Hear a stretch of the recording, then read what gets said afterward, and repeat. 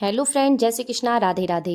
आप सभी को पता है कि चतुर्मास शुरू हो रहा है, मतलब शुरू हो गया है। तो चतुर्मास क्या है और इन चतुर्मास में क्या किस प्रकार से होता है, इनके नियम क्या हैं और चतुर्मास के महत्व वगैरह के बारे में, इन सभी चीज़ों के बारे में वीडियो के माध्यम से मैं आप सभी को बता रही हूँ। तो वीडियो को पूरा देखिएगा और वीडियो अच्छी लगे तो लाइक कमेंट शेयर करना बिल्कुल ना भूलिएगा।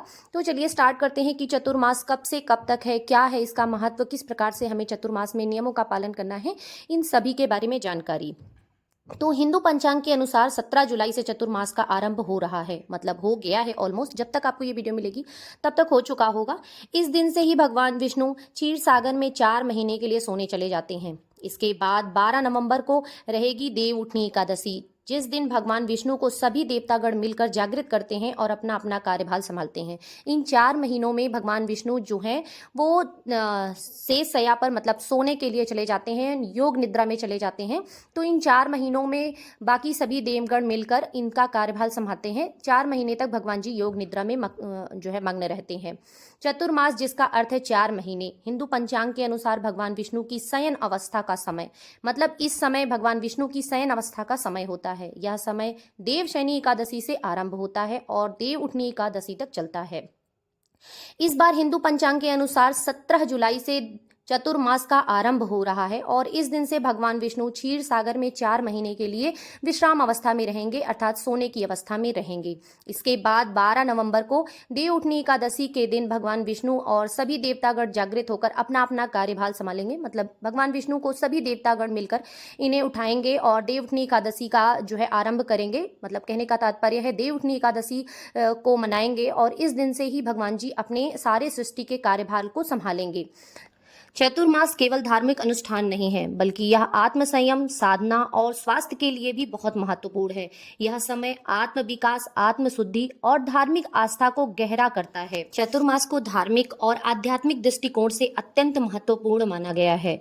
इस अवधि में भगवान विष्णु योग निद्रा में होते हैं और इस समय को साधना, पूजा, व्रत और उपवास के साथ अनुकूल माना गया है। भक्तगण इस समय में विशेष रूप से ईश्वर की उपासना करते हैं और उनके आशीर्वाद की कामना करते हैं। चतुर्मास के दौरान साधु संत अपने भ्रमण को रोकते हैं और एक ही स्थान पर रहकर साधना और तपस्या में लीन हो जाते हैं। यह समय आत्म संयम, स्वास्थ्य और आत्म विश्लेषण के लिए आदर्श माना गया है। लोग भी इस अवधि में साधु संत के संगत का लाभ उठाते हैं और धार्मिक शिक्षा को प्राप्त करते हैं। चतुर्मास के दौरान कई महत्वपूर्ण व्रत और त्योहार आते हैं, जैसे हरियाली तीज, नाग पंचमी, जन्माष्टमी, गणेश चतुर्थी, राधाष्टमी, पितृपक्ष, नवरात्रि, दशहरा और करवा जैसे व्रत बहुत ही पूर्ण फलदायी होते हैं। ये सारे व्रत और बहुत ही धार्मिक मान्यताओं के अनुसार बहुत ही महत्वपूर्ण भी होते हैं। इन व्रतों और त्योहारों का उद्देश्य आत्मशुद्धि और धार्मिक आस्था को सुदृढ़ करने के लिए होता है। चतुर्मास के दौरान विभिन्न धार्मिक एवं सांस्कृतिक कार्यक्रम का आयोजन भी किया जाता है। यह समय परिवार और समाज के लिए धार्मिक और सांस्कृतिक संबंधों को मजबूत करने के लिए होता है। इस अवधि में लोग अधिकतर समय मंदिर में बिताते हैं और धार्मिक आयोजनों में भाग लेते हैं, मतलब कि तरह तरह के धार्मिक आयोजन का आरंभ करते हैं, धार्मिक आयोजन, अनुष्ठान आदि करते हैं। चतुर्मास के समय वर्षा ऋतु के साथ आता है, जब प्राकृतिक वातावरण हरा भरा और शीतल होता है। इस समय में उपवास और सात्विक भोजन से स्वास्थ्य में सुधार आता है। यह समय शरीर को विषाणु पदार्थों से मुक्त करने के लिए और आत्मा को शुद्ध करने के लिए आदर्श माना जाता है। चलिए जान लेते हैं चतुर्मास के कुछ विशेष नियम जिनका पालन हमें अवश्य करना चाहिए, जो कंपलसरी होते हैं हमें मानने के लिए, उनका पालन हमें अवश्य करना चाहिए। तो चतुर्मास का कुछ विशेष नियम है, वो मैं आप सभी के साथ शेयर कर रही हूँ। चतुर्मास के दौरान कुछ विशेष नियमों का पालन करना महत्वपूर्ण माना गया है, जिसमें है अहिंसा का पालन करना, किसी भी जीव को हानि ना पहुंचाने का संकल्प लेना है। मतलब हम गलती से भी किसी भी जीव को हानि ना पहुंचाएं, ऐसा हमें प्रण लेना चाहिए। ऐसी हमें कोशिश करनी चाहिए कि हमारी वजह से किसी भी जीव को किसी भी प्रकार का कोई कष्ट ना मिलने पाए। इसके अलावा सात्विक भोजन, केवल सात्विक और शुद्ध भोजन का सेवन करना चाहिए। इन महीनों में लहसुन, प्याज, मांस, मदिरा, अन्य किसी भी तामसिक प्रकार के भोजनों का बहिष्कार करना चाहिए, मतलब परित्याग करना चाहिए। इन समय में किसी भी प्रकार के जो है तामसिक भोजन का जो है उपयोग नहीं करना चाहिए। इसके अलावा आप दही वगैरह भी थोड़ा सा अवॉइड करें, क्योंकि बारिश के मौसम में थोड़ा सा फंगट वगैरह लगने का डर होता है। यदि आपको खाना है तो बिल्कुल फ्रेश और ताज़ा खाएं, अदरवाइज आप इस चीज़ को भी अवॉइड करें या इन चीज़ों से भी परहेज रखें।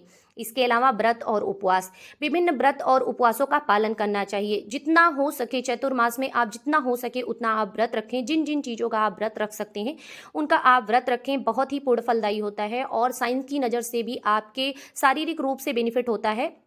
व्रत रखने के लिए ध्यान और साधना, नियमित ध्यान और साधना, ये एकांत का समय होता है। चतुर्मास में जितना हो सके आप उतना एकांत में अपना समय बिताएं और एकांत में भगवत साधना या नाम जप या भगवत आराधना में आप अपना समय व्यतीत करें। जितना हो सके आप भगवत आराधना करें। इसके अलावा संयम, इन 4 महीनों में ब्रह्मचर्य का पालन करने का विधान भी है। कोशिश करें कि आप इन 4 महीनों में ब्रह्मचर्य का पालन करें। इसके अलावा दिनचर्या, चतुर्मास में प्रतिदिन अच्छी दिनचर्या का पालन करना चाहिए, जैसे कि सुबह जल्दी उठना और अच्छे से स्नान करना।